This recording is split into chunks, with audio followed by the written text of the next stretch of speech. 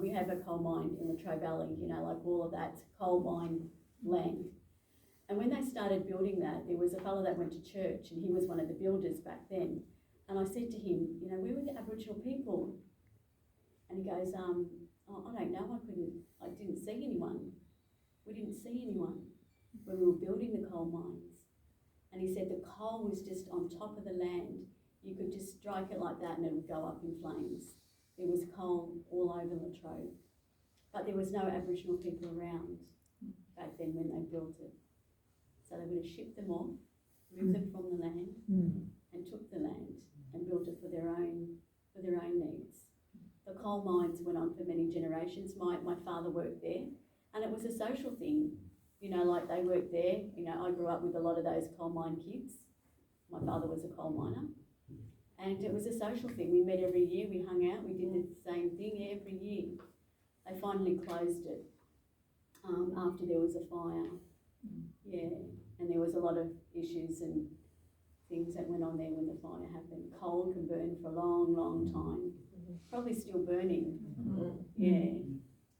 But we've still got 2 coal mines that are still going. Yeah.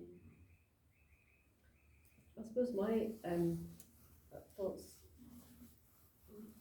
in response to some of what I've heard, and also to the question is, I guess I feel we need to get political with a small p and a big P, and that means, you know, back to Blanche's question, what do we do? I think coalitions of people of goodwill speaking out firmly to government about what we believe and what we want for, and you mentioned, Richard, about the action group or acting group. Yeah. And I think, you know, that's a sign of hope for me, that there are, like you were saying, Kathy, some coalitions of Christians and other people of goodwill being explicit about our theological basis for why we are campaigning, protesting to government about policy. Now, there are many in my part of the world who will say that's not the role of a Christian, but I beg to differ. I think that's where Jesus might be. I mean, who knows? But what would Jesus do? Yeah, it's always a good question. So I guess that's my first. We have, and I'm aware we're speaking in the context of a referendum that has been divisive. You know, we had one of them not long ago around Brexit, and it was almost half and half. So either way, Brexit, there was maybe half the population really grieving, and whichever way you voted in this referendum here, there's half of the population is grieving. And the same with the referendum in Scotland, where again half of the people marginally said we want to stay part of the United Kingdom, but a large proportion of people in Scotland were deeply angry about that vote.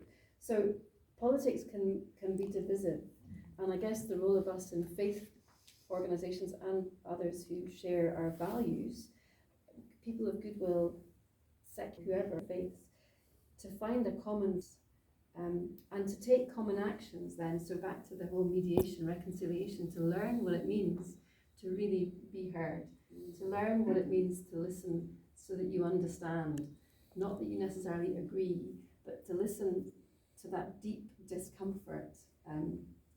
You know, we have had that conversation about flying in Australia, kind of uncomfortable, and I'm okay with that if you are.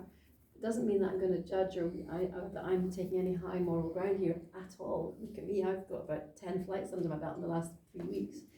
So, but let's have the conversations, let's talk, and really listen. And the other thing we can do is pray. I mean, that's full spectrum, and it's prayer that's active. We have a regular service of prayers for healing in Iona Abbey on a Tuesday evening. Every single Tuesday evening we offer the laying on of hands. COVID stopped us physically doing that, but we still have the service of prayers. And individuals come in need of personal healing, but we also bring prayers of healing for the world.